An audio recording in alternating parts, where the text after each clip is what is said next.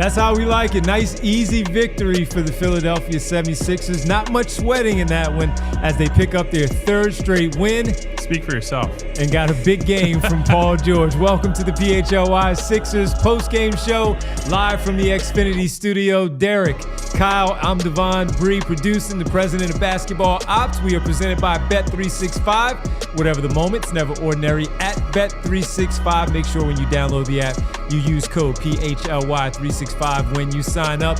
Thanks to all of you for joining us. We got a lot to get to. Player of the game, temperature check, unsung hero, and so much more in this one as the Sixers improve to 13-9 now on the season. And they sit pretty now with one more game before this NBA Cup break. One more game against the Los Angeles Lakers at home, 7:30 on Sunday evening. But Kyle, Paul George, second half, Boy. Sixers starting to leak a little bit of oil, and Tyrese Maxey looks a little fatigued tonight, and he picked up a lot of the slack this evening in the second half to make sure that they secured the victory on the road for their second win over the Milwaukee Bucks.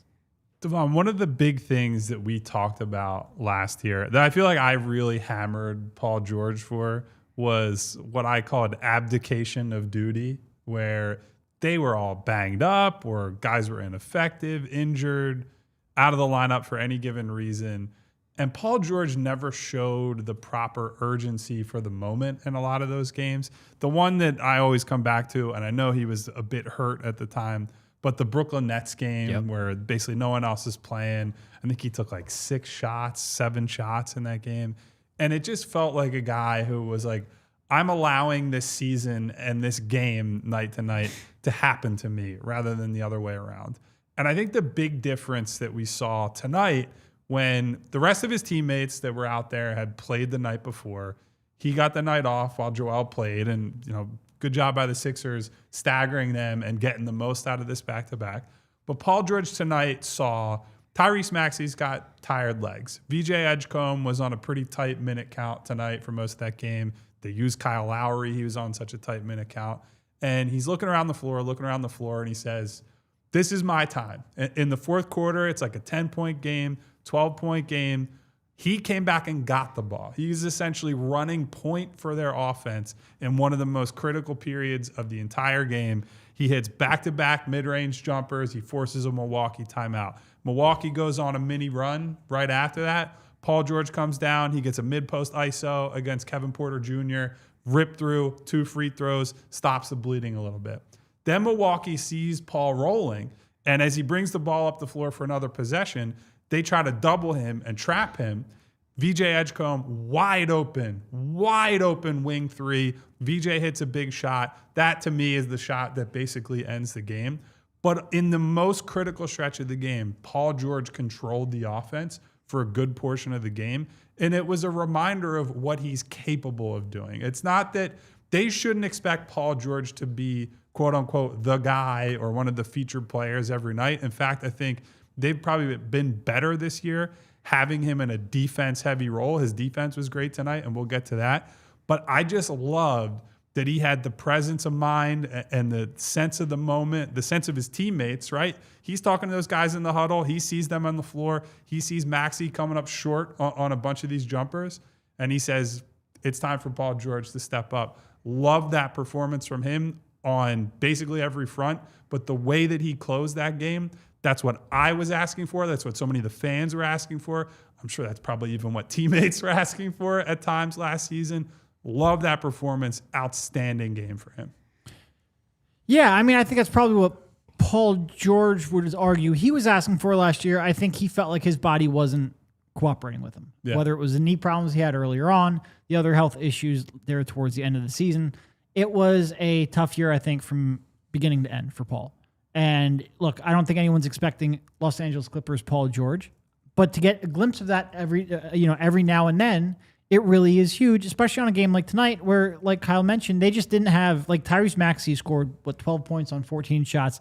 Never really looked like he was comfortable at all. Never really looked like he had anything to give them, which you understand. He just played a ton of minutes and was instrumental in their win and has been carrying a huge load. But this is the first time all year he has not reached 20 points. and you needed someone to step up. Even still, they were denying Maxey off ball a lot there in the fourth quarter. You were opening up driving lanes for Paul, and Paul took advantage. Ended up with 6 points and 2 assists. And it is like, look, he has played very good defense pretty much every time he's been on the floor this year. That has been super consistent. That's been super important.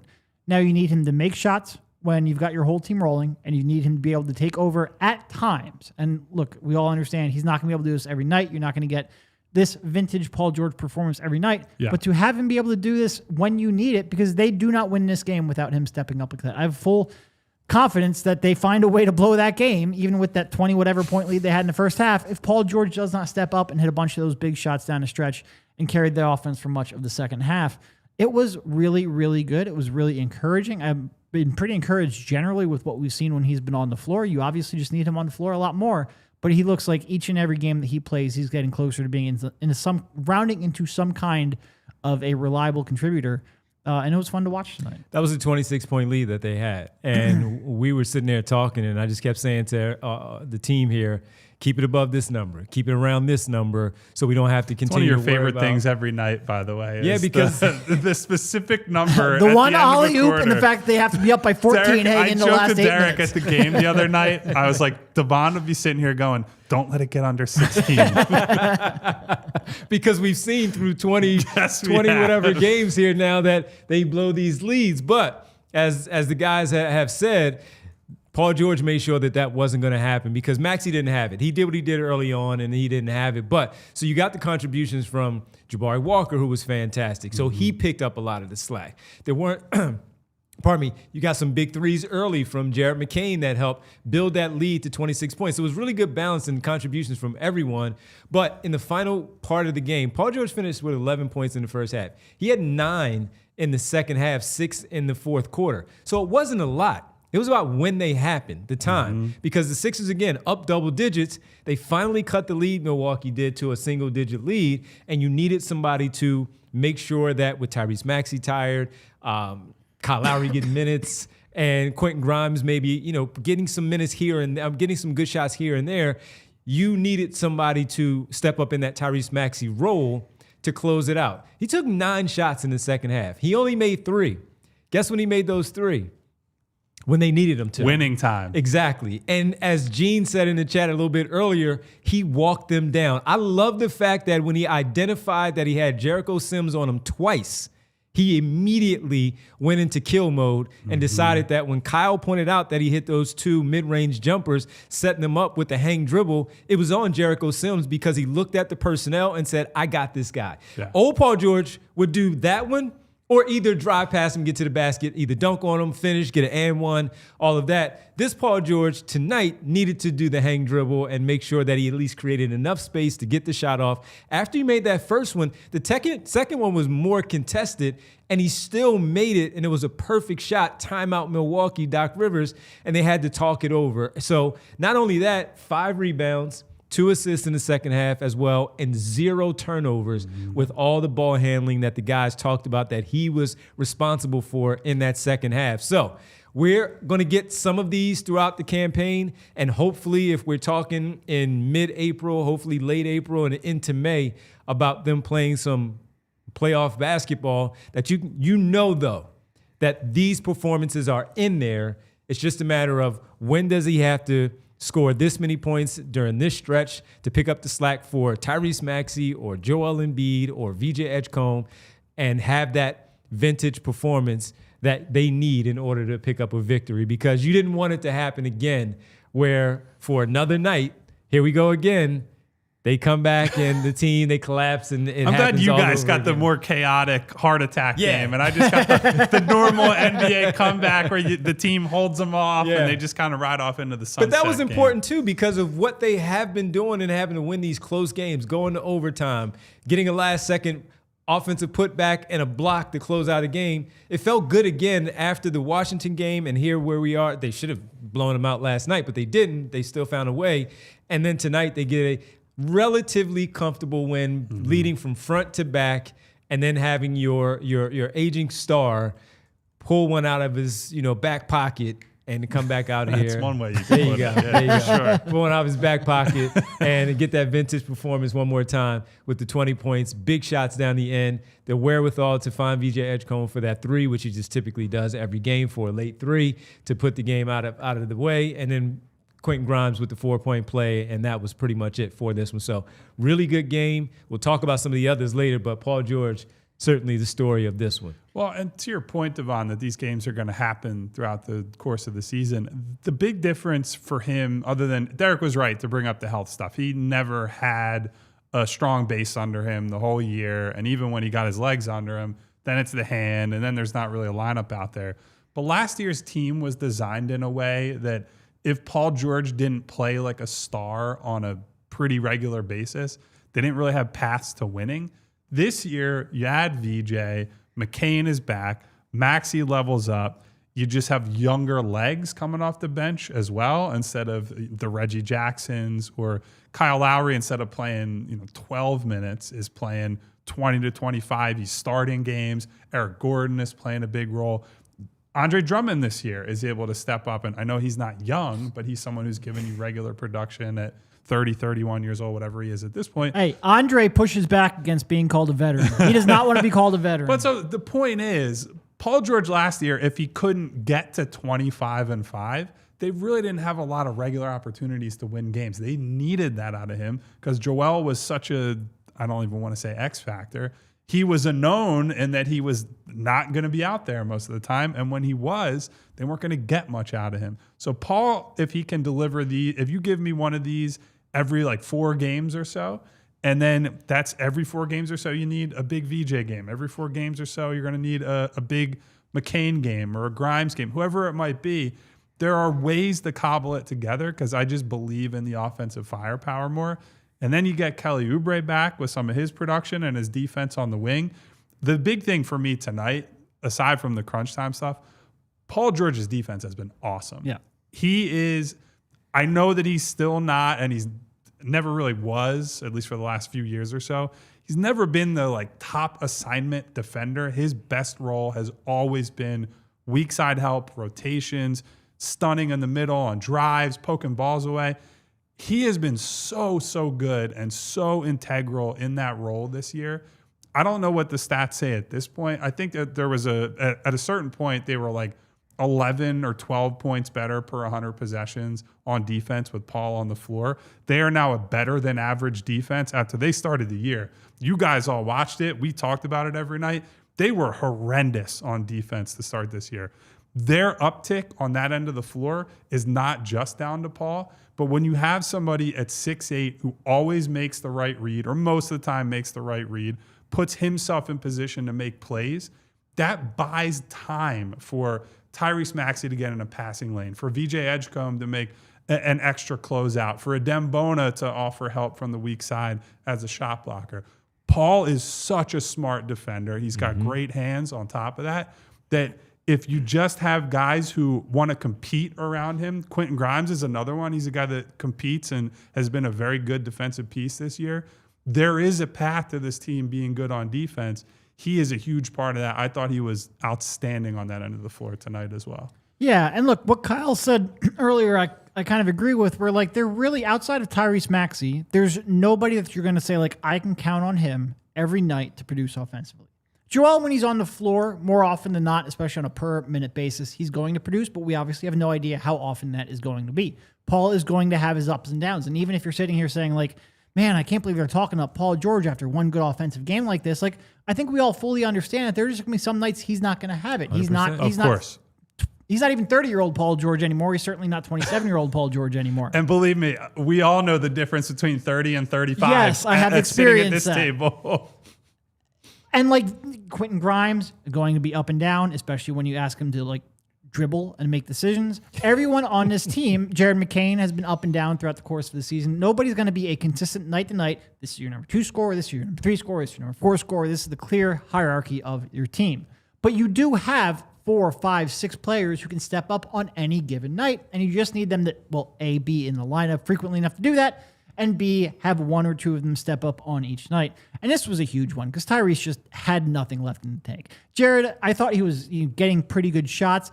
he was coming up short a lot. You just needed somebody to step up. You had Jabari Walker in the first half. We'll get to that soon. Yep. You had Quentin Grimes when he wasn't trying to dribble. He stepped up and made some big shots, but you needed Paul to carry you down a stretch. He did that. Doesn't mean you're going to be able to rely on it every night, although I do think he can be better than he was last year. It just means he has to be able to do that consistently or every now and then while giving you that consistent defense, which he really has. Like his defense each and every night, he has probably been your best, most consistent defender. He just needs to be on the court more. Joaquin says there, I hope to see both Paul George and Joel Embiid on the floor on Sunday. And so do we. So do we. They get a few days off during the week. I'm not going to bet on that one. I'm just saying. on multiple fronts, but we'll see. So do we, but you're not betting on it. It would be nice to see them on the floor, especially having 4 days off before their next game next Friday. Against the Indiana Pacers at home with the NBA Cup games going on during the week. Sixers play the Lakers at 7:30 on Sunday at the Xfinity Mobile Arena. And let's see if they can go for 4 in a row. And the Los Angeles Lakers, who lost to the Boston Celtics tonight, and will also be without Luka Doncic in that game, who is still out for personal reasons. So when we come back, we'll get to the temperature check here tonight for this game. Sixers win 3 in a row.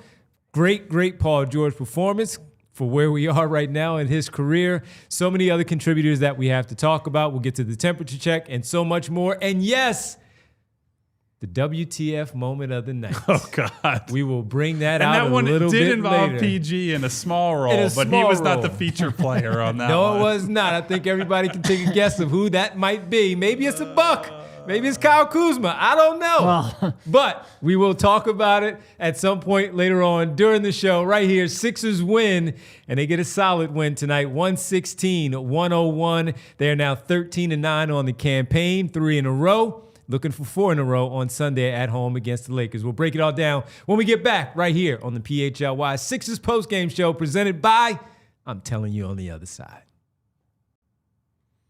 All right, time to tell you about our presenting sponsor here on the show, Bet365. Whatever the moment's never ordinary at Bet365. If you're following your favorite team tonight, I told you before the game, anytime up by 20 points and you get an early payout offer at Bet365, the only place for you to get that is with Bet365. They have over 90 million users worldwide and live streams of 780,000 events each year with the early payouts in the NBA and the NHL as well. Plus tonight, I know all the games are already completed or ongoing right now, but they gave you the 30% profit boost at Bet365 tonight as well. But they do it often. So if you're not signed up yet, you want to be a new customer, you want to get in with us on this, well, Bet365, breaking news, new customers can get $150 in bonus bets when you bet $5. That's win or lose. Sign up using the code PHLY365. When you do, deposit 10, place a bet for 5, you get $150 in bonus bets, win or lose. Bonus bets can be used on spreads, totals, player props, futures, and more, whatever the moment's never ordinary at Bet365. Must be 21 plus and physically located in Pennsylvania. If you or someone you know has a gambling problem and wants help, call 1-800-GAMBLER. guys, the other day I went over to my friend Rich Hoffman's house. I sat down. I sat in front of a Zenith TV. I'm like, Rich, they haven't even made this in 30 years. There's no way this is what you still use to watch basketball.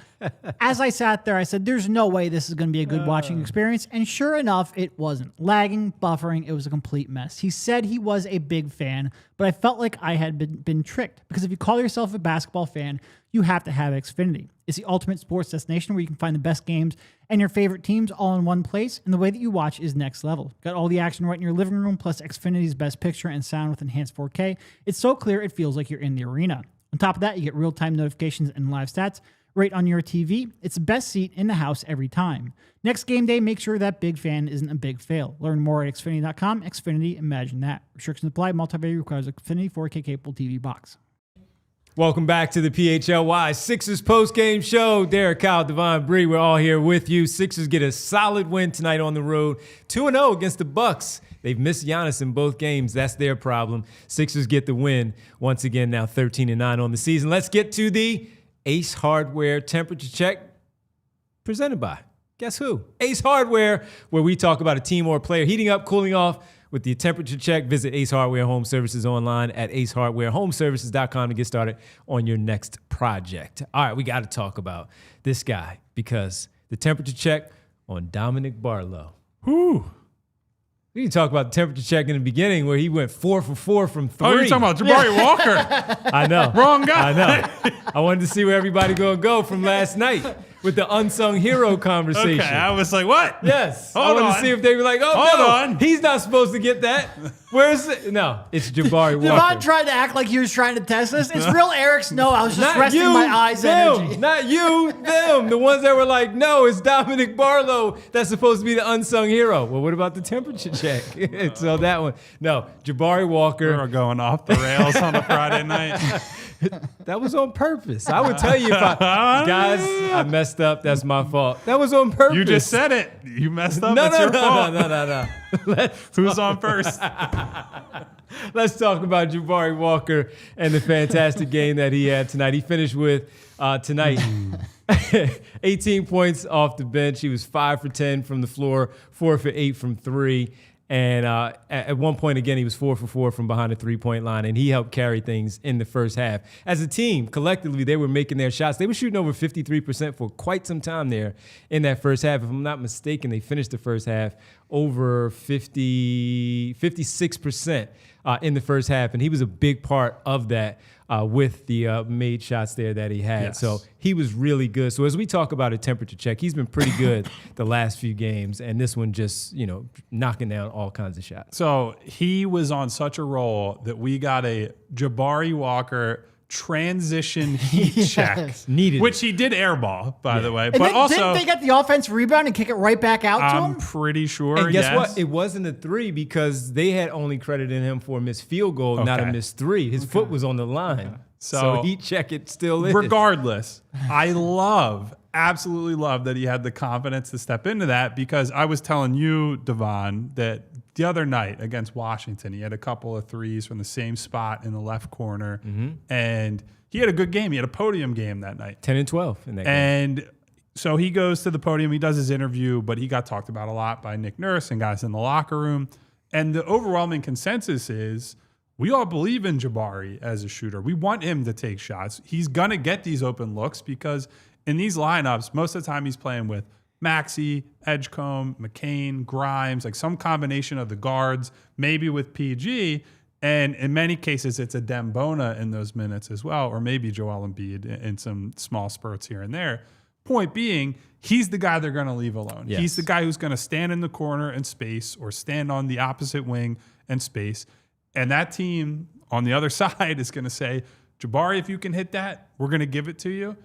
He is a decent shooter. He just has to take them. And so I love the confidence that he's showing right now over this last week. He finally got some to go down. And then the other stuff we've kind of seen every single night. Jabari Walker is going to hit the glass. Jabari Walker is going to compete on the defensive end. He had a play tonight on an offensive rebound, or I don't even know if it was credited as an offensive rebound. It might have been a steal, because it looked like Milwaukee had the ball, and then he just comes in and swipes it away, ends up turning that into an extra possession for the Sixers.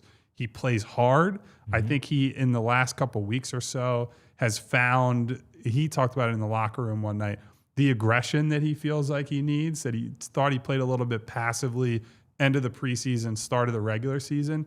And there was a moment, I know Derek will remember what I'm talking about. I can't remember who they were playing, where he went up and he snared one with one hand on a rebound and like angrily slapped his hands together and made like a big yell during it. And I asked him, he's like, I'm just trying to channel that energy. I need more of that energy out there. I haven't played with it enough. He did it once tonight. I think since then, we have seen that a lot from him. He just plays with an attitude that I think this team needs off the bench. And you brought up Dominic Barlow. I think, to me, the thing that jumps out is that they've really hit home runs with two of these two-way contracts. I think the fact that Barlow didn't play well tonight, but Barlow has been That's why when Devon brought him up as a temperature check, a regular I was like, starter and a very good defensive player for this team. Then Jabari is a depth forward who can give you real minutes at a position where we thought they didn't have anybody coming into the year. He does all the energy guy stuff. You add in the threes, and that's just a huge bonus for this team. Yeah, and look, I understand he came out here, started 4 for 4, and missed his next 4 from 3. Yeah. That's fine. Like, my biggest complaint, I know he came into the game shooting like 29%. He hasn't really been making them a ton. I do generally believe in that shot. So do I. It is much more to me you need to get more of them up. And it's one thing to make them, but if you don't take them, teams will still double off you. Like Kyle said, you will always be the worst shooter on the floor not always, but usually be the worst shooter on the floor for the Sixers. The guy teams are willing to double off of. If you start launching them, teams will be less willing to double off of you. I just want to see you take that shot when it is open. Tonight was obviously the best we have seen from him in that regard all year, but he even came into the game having made 3 of his last 7. He was shooting a little more confident. It looked like his role is clearly defined. Rebound the heck out of the ball, take the open shot. Every now and then he'll freelance probably a little more than you want. Some decision-making every now and then can be a little questionable as he fashions himself a drive and kick guy, although he had a decent one here tonight. He just needs to take that shot. And if he can do that, he will have a role on this team. I think he will have a role in the league. It was great watching him get that confidence in himself. That confidence is really step one towards him being a regular contributor. The other thing I love with the shots falling is, as Kyle has mentioned it, with both he and Derek in the locker room and hearing what the teammates say about him. Again, he had 10 and 12 in that Washington game. He had 12 boards off the bench. Is that when he knocked down the first one, they were actively looking for him for those other ones, including the heat check shot from the left wing, where they made sure that ball popped over to him really fast because he was the one in that transition that was wide open. So I love to see that. And even when he had, I think it was the one where he got the board and he got fouled and he flexed a little bit laughing at the bench because they the were bench loving that. did it first and he was like, yeah, let me flex. But that goes to your point of what the teammates mean to him and how they feel about him and what they want him to do out there on the floor. And just to look, the 2 finds that they've have here, and we've been talking about it since the preseason now, where they've been raving about them in training camp, starting with Barlow. Then it was day 2, it was Jabari Walker, with how Nick Nurse was talking about how well they were playing. And then we got to see them, both of them, the 2 games against New York and then the other 2 games at home before the season got underway. And then Barlow took it, kept running. He had the 2 games it's a new there. type of bet. There you go, the parlay. Yeah, he did mess it up tonight. He was 1 rebound short on that one with the parlay. And with it, they found these 2 guys. And, Derek, not to just keep bringing it back to because we don't always know the answer. You have the answer, and Kyle, you have the answer is much better than we do, is what he has less games left to play on the 50. Is it 50 games? Yeah. On the 50 games as a 2-way than Dominic Barlow because Barlow was out for all that time. They are making sure that he's available. Let's say if Joel is playing and you have the 2 bigs, he'll probably sit that night because Barlow is a starter. When Joel is not playing, he'll probably get the nod and get some minutes there as they try to walk that tightrope of when they get to play both of these guys and not hit that threshold and maybe try to duck that tax, as Derek always talks about. But for them to be in this position, having that open roster spot, getting this type of production from the 2-way guys, and even when he signed in the offseason, I remember Kyle had said it first and Derek had echoed it of, how'd they get this guy on a 2-way deal? As the name may not pop, but for what the work is that he's done in Portland and the things that you see, how on a 2-way, well, he saw opportunity at his position and he took it and felt confident enough, as we talk about confidence in general, that he can turn that potentially into a regular roster spot and a standard deal. And I mean, Derek, say it every time because these guys continue to play well. What are they going to do? When are they going to get these standard contracts done? And when they keep playing like this, they're going to have to at some point make a decision to do this. Yeah, no, and look, I think right now, if you were going to say which one's going to get converted, I think Barlow's in the lead. Like, he's just been more consistent. I think they need his skill set more. His defensive ability, both on ball and versatility and ability to cover ground, fits what they need, fits Nick Nurse's systems. Like I said, he's been more consistent in his ability to contribute. Even if of those 3 that they signed, I'm going to throw Watford in there as well. He is the least proven shooter, the least reliable shooter. His defense just pops so much, and they need it so much. So the parlay, I think, is probably the one that you would bet on if you're going to say which one they were going to convert. But they're not going to convert any of them really until after the trade deadline, so we have a lot of time to figure that out. Yeah. Well, I mean, it's just going to continue to come up when these guys play well, and the chat fans out there for the Sixers are going to wonder, you got to get these guys on these standard contracts because they've played too well not to be on it. So those guys, both of them, Barley and Barlow and Walker, Our Ace Hardware. Anyone like Densley who's coming in late is like, what the hell is this guy talking about? Our temperature check here tonight is for, in fact, not Dominic Barlow. It's for Jabari Walker and his fantastic play, 18 points off the bench, 4 for 4 early on from behind the three-point line. That's our Ace Hardware temperature check. Visit Ace Hardware Home Services online at acehardwarehomeservices.com to get started on your next project. All right, when we get back, we have an unsung hero to discuss as well.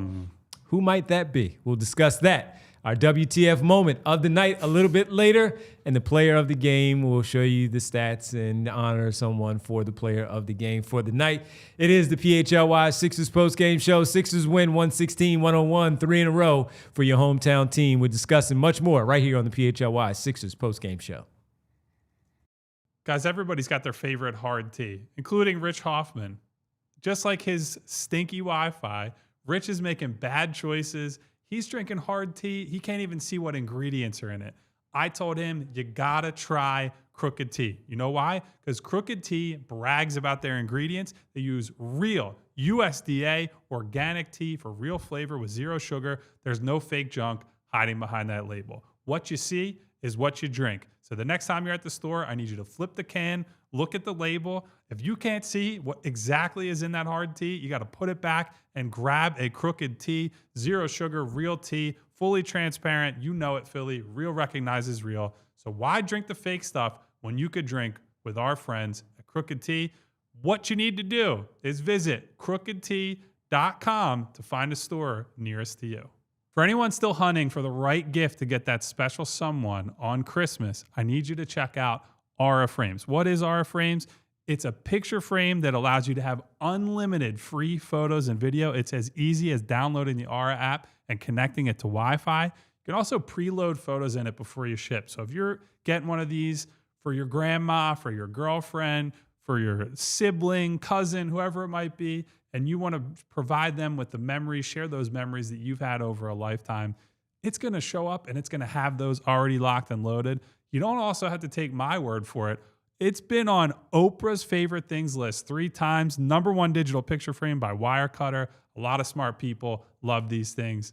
I love these things too. Maybe I'm just not as smart as them. So for a limited time, save on the perfect gift by visiting auraframes.com to get $35 off of Aura's best-selling Carver Mat frames, named #1 by Wirecutter, by using the promo code PHLY at checkout. That's AURAFrames.com, promo code PHLY. This deal is exclusive to listeners and frames sell out fast, so order yours now to get it in time for the holidays. Terms and conditions apply. And we're back here. We appreciate you joining us here on the PHLY Sixers postgame show. Only place you can get an Oprah reference on the postgame show. And an exclusive ad block of making fun of Rich Hoffman. Make sure while you hang out with us, you hit the like button. Hit that like button. We see a lot of folks watching the show on the Friday night. You know we are grateful and we appreciate it. Please, while you're in there, hit the like button. Like and subscribe. Tell your folks. Tell a friend and tell another friend when you're out shopping and you like, you know what? Let me go back and watch the show while I'm standing here in line, in this long line, getting this gift. That you hit the like button and you tell the person behind you, hey, did you know the Sixers have won 3 in a row? And you need to watch the best Sixers coverage on the postgame. And that's right there with the PHLY Sixers crew. And let me add something, too. I see our good friend, regular watcher, listener, Eugene Ross has a birthday tomorrow. Let me see some happy birthday Eugenes in the chat, too. Eugene, very good guy. Seen him out and about at events. He's here regularly. A real ray of sunshine. So happy birthday tomorrow, Eugene. We give it to you about an hour in advance. And we're not saying that hitting a thumbs up on our show will help Eugene have a good birthday, but it won't hurt. It won't hurt. Exactly. Get those thumbs ups for Eugene. Yeah. He's hit the like button. He's asked you to hit the like button. So for his birthday that he's asking, please hit the like button. We really appreciate it. Happy birthday, Gene. Let's get to the unsung hero presented by Togo. Gene Ross, the unsung hero on the show tonight. And Togo's unsung heroes presented by Togo, the leader in operations outsourcing. Let Togo handle the work that gets in the way of your work. You call the plays, we execute. Executing he did tonight. Derek, Adem Bona, 10-6 off the bench. No Joel Embiid. Andre Drummond certainly gets the start, but it looked like it wasn't going Andre Drummond's way a little bit earlier. And when Bona came in the game, he really found his stride there. Yeah, and that's happened a couple times here where Andre has struggled to find, I think, his role at various points. The other day, they had Andre in the first half, Bona in the second half, just try to mix things up, get a jolt of energy. And I think this time they actually did get a big boost of energy from Bona. I thought he was real active. I thought he was giving them a little bit of an attempt at a short roll there in the second half. Wasn't always successful, but I like the fact that he was working on it. He was, like I said, solid. And that's why you're an unsung hero. He's not going to sit there, have a huge stat sheet, 10 points, 6 rebounds in 24 minutes. And he gave them activity on the glass and defensively as well. I think the big thing that jumped out for me about Adem Bona is he caught the ball in traffic several times when it would have been easy to just say, that's a tough one. He's not getting to that. One-handed offensive rebound that he kept alive. He had an entry pass on forget who was throwing it to him, but somebody threw him an entry pass in traffic where it's, when you're 6'10", catching a ball that's like down by your knees between two different guys is very, very difficult. He secures that. He ultimately didn't score on that play, but I honestly thought he got fouled, and so I didn't really attribute that to any failure by him. I think it was a really, really solid game for him, especially in the first half around the basket. I think he was 3 for 4. They made him, Milwaukee, play off the dribble a little bit. He had to make a couple of moves from the perimeter, or at least from the free throw line and in, and got to the basket and scored.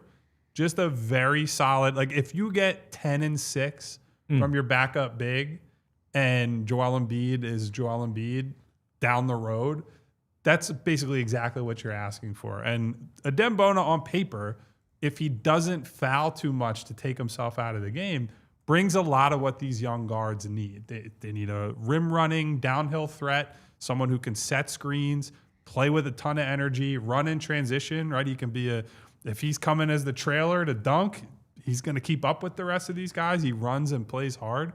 So he still has a lot of nightly ups and downs. Even tonight, he had a couple of cheap fouls where you're saying, keep the hands back, don't get yourself in trouble there, or on the screens, just stay solid.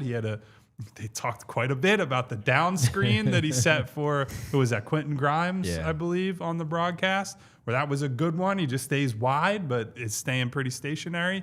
Other times he's getting tagged for the just leaning a little too far, throwing a chicken wing out, whatever it might be.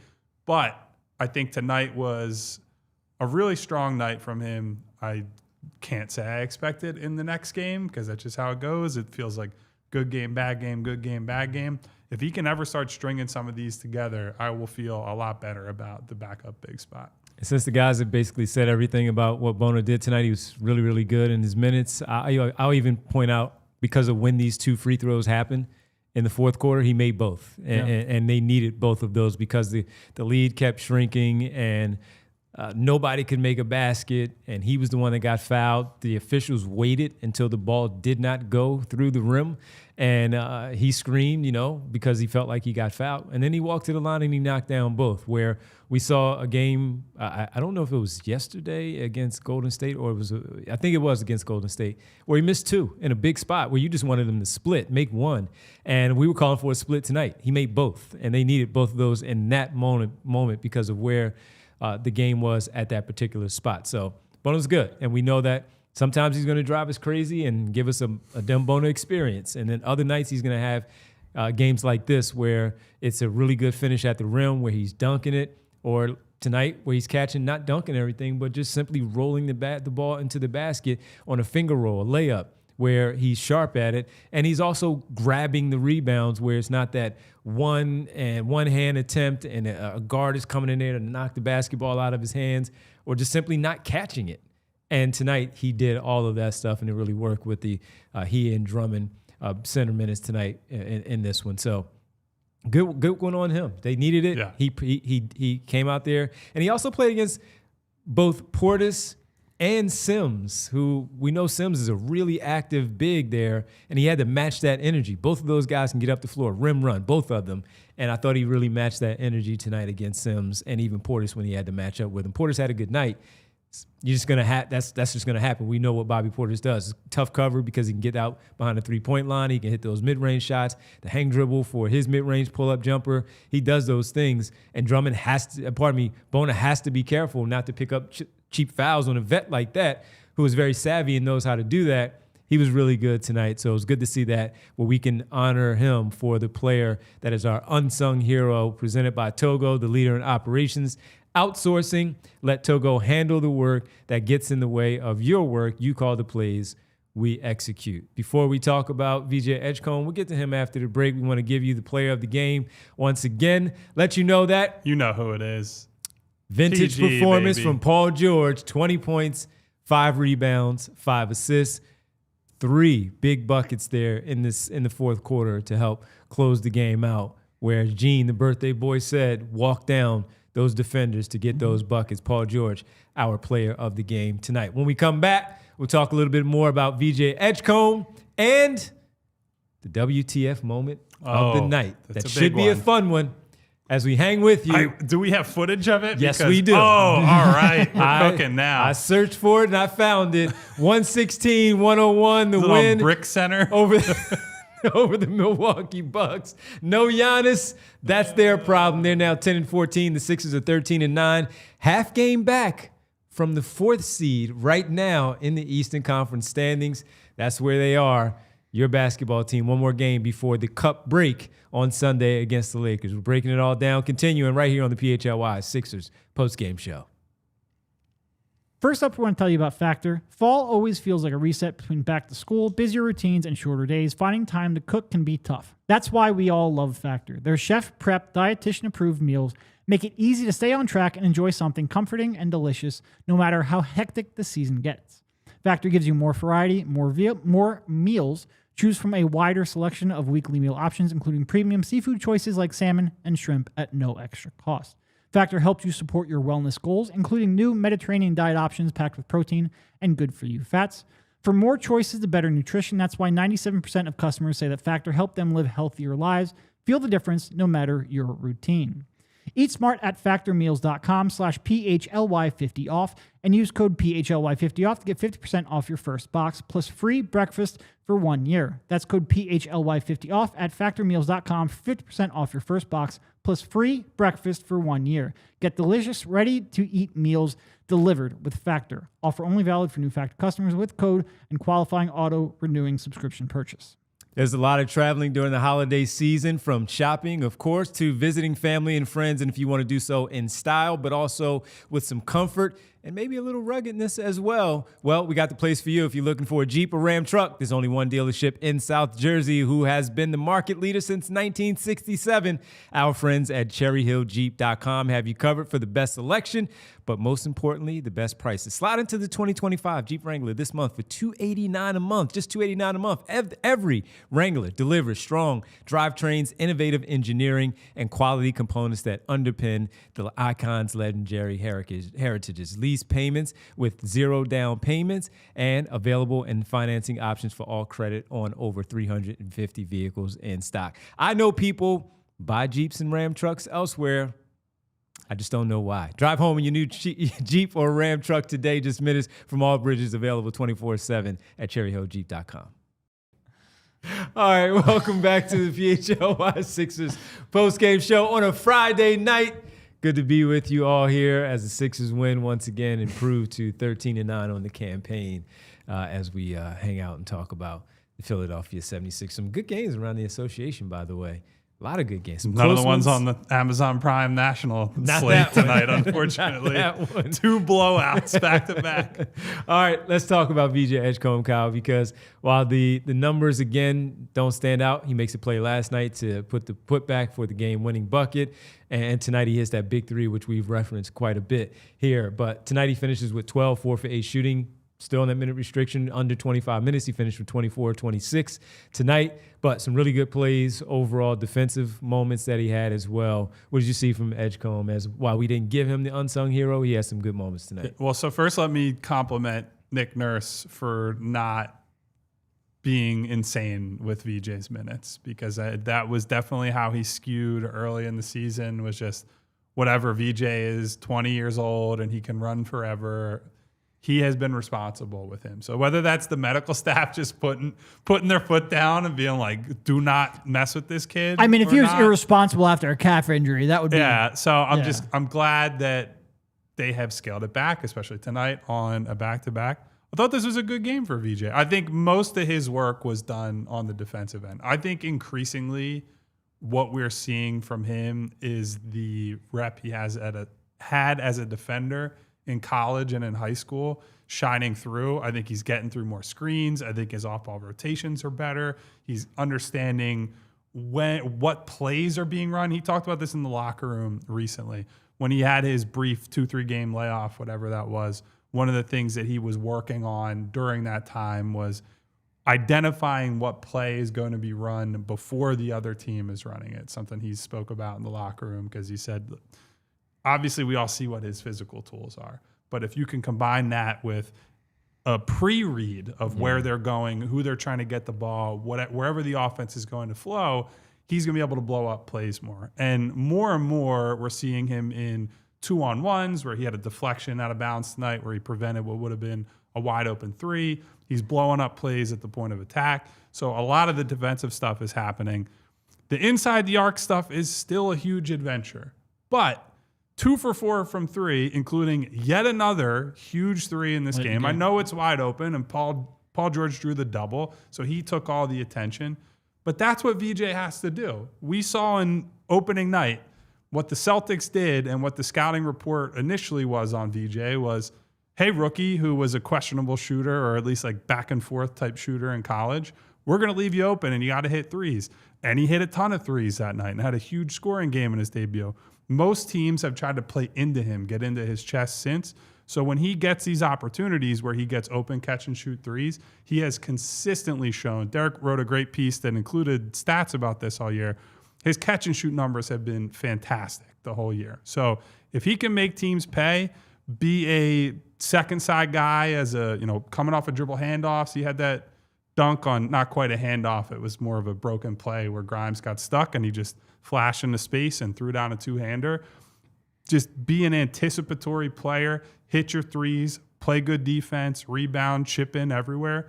That was the vision for this pick the moment they made it. He's a great compliment to Tyrese Maxey. He can do a little bit of everything for the team. Most importantly, I know I said I didn't watch most of last night's game. I know the turnovers were a problem for him. Took care of the ball and played very restrained during his minutes tonight. So he was another one in the unsung hero category, but thought it was a very solid night. Yeah, if you were going to map out, okay, VJ Edgecombe, because most rookies are not positive contributors, just flat out, they're not. But if you were going to map out what does a positive contributing rookie VJ Edgecombe look like, it wasn't realistically going to be the first 5 or 6 games version of VJ that we saw. He wasn't going to come in here and average 25, 5 and 5 or whatever. Because nobody does that. Nobody does that, and certainly he did not project as someone who would do that early in his career. What we've seen since then with a lot of the struggles inside of the arc, some work he needs to do on his ball handling, I think that was the scouting report coming in, and after the first 5 games, he's mostly played that scouting report. But if you're going to have an optimistic view of what VJ Edgecombe could give you this year in a way that he would play big minutes and contribute to winning, it would be make the open threes, get out and run in the break, don't make mistakes with the ball, and defend your tail off. And like the defense, I think, especially early on, the screen navigation needed a little bit of work. It was an effort thing. It was more an awareness thing. He even talked about how he would, help off of guys and stuff he could get away with in college. He can't get away with now because everyone's a better shooter. I think he's picking that up. I think he's learning what he can get away with better now.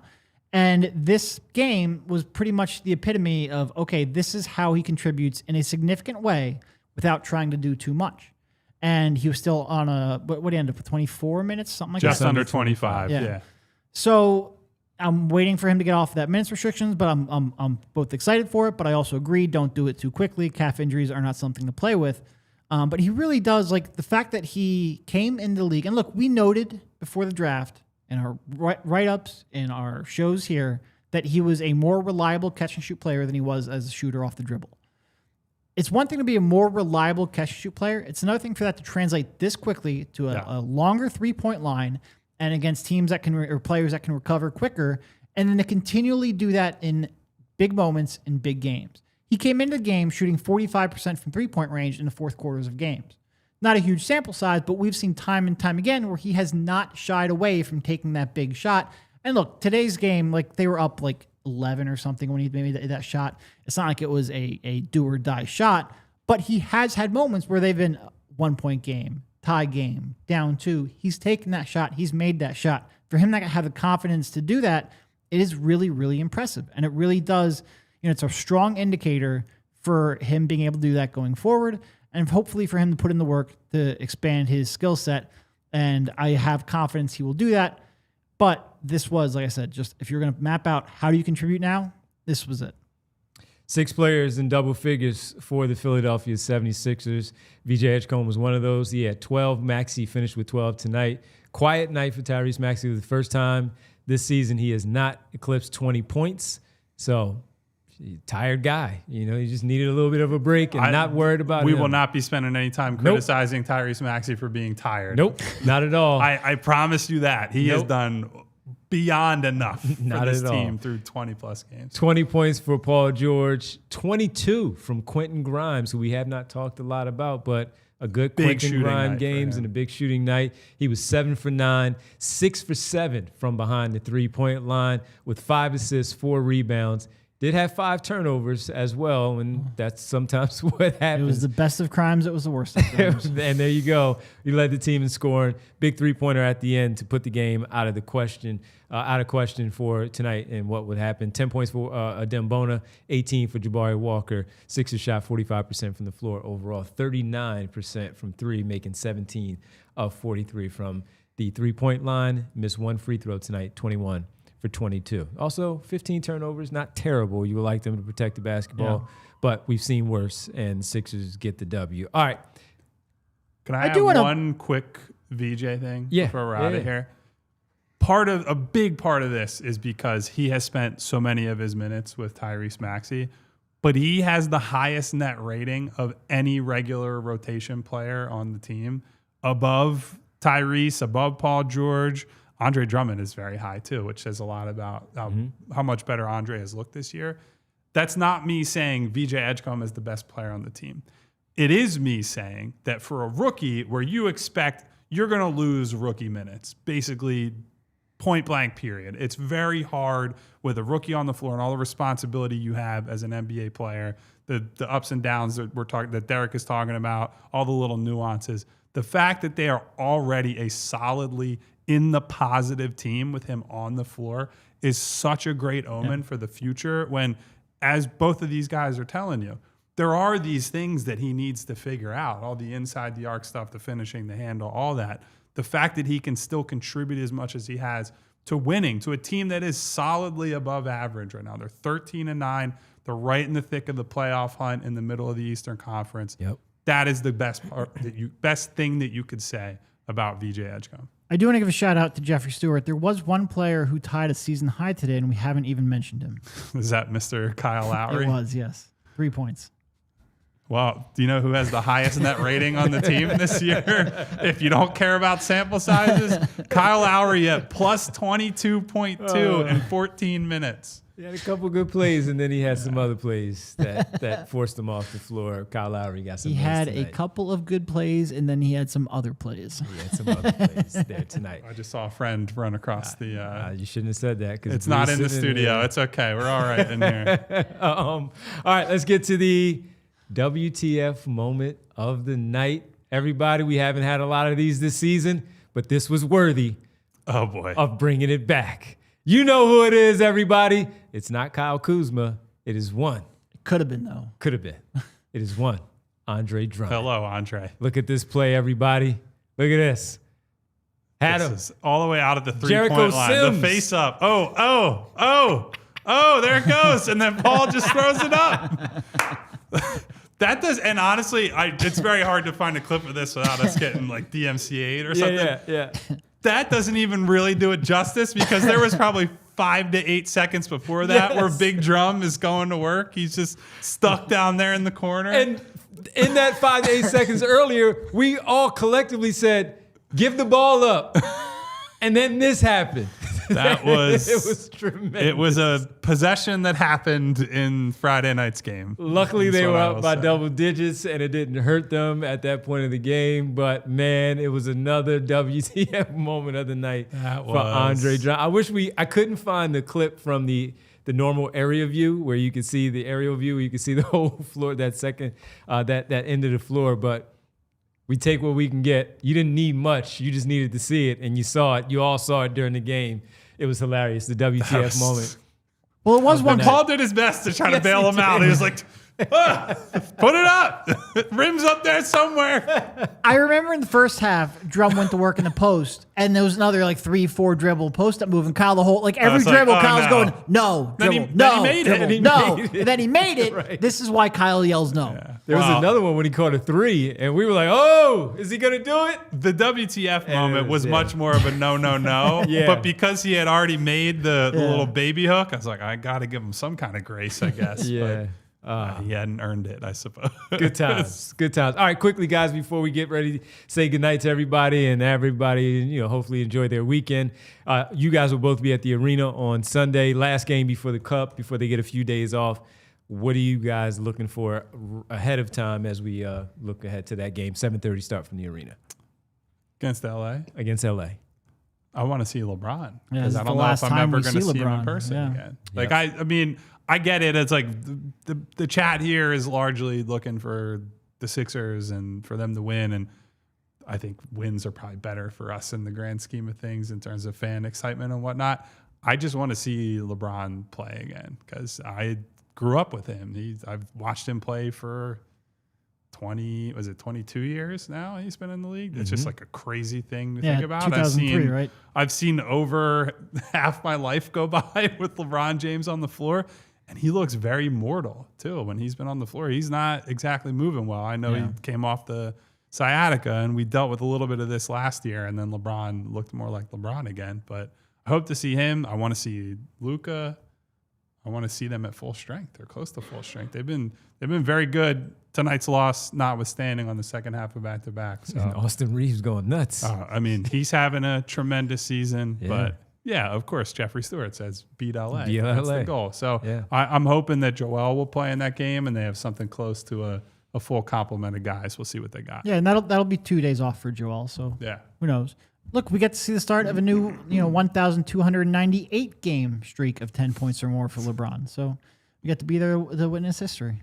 No, I mean, that's the right answer. Like, I want to see who plays, and I want to see if LeBron James plays. And look, when we talked about this 4-game stretch, I know we haven't had a lot of shows together, but just looking at the 4-game stretch, getting to this NBA Cup break, like 2-2 would be satisfactory. They're 3-0 right now, and you would like to see them carry the momentum into the Cup break.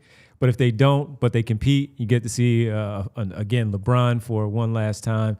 I'd be surprised just because he hasn't announced it yet to get the love. It doesn't feel like LeBron to not have a retirement tour. I say that with I love LeBron with all due respect, but he does feel like a retirement tour guy. It's just like this is the first time it's like, oh, he does look old now. Yeah, he does. Yeah, absolutely. So you always have to wonder. All right, and we'll check in with the guys from the arena on Sunday. The pregame will begin at 7 o'clock. It's the 7:30 tip time from the Xfinity Mobile Arena. We'll check in with the guys then. Make sure you join us for pregame right here. Again, 7 o'clock on the PHLY Sixers podcast. It's time for the world famous on another victory night. Roll call, baby. Roll call. Let me get some more likes, more thumbs ups on this video for our guy, Eugene Ross's birthday, but also for another Sixers win, and also for our president of basketball ops, Bree, super producer on the back end. Thank you, everybody, for being here tonight. Nice and lively in the chat on a Friday night. It's cold. Everybody's hanging out inside.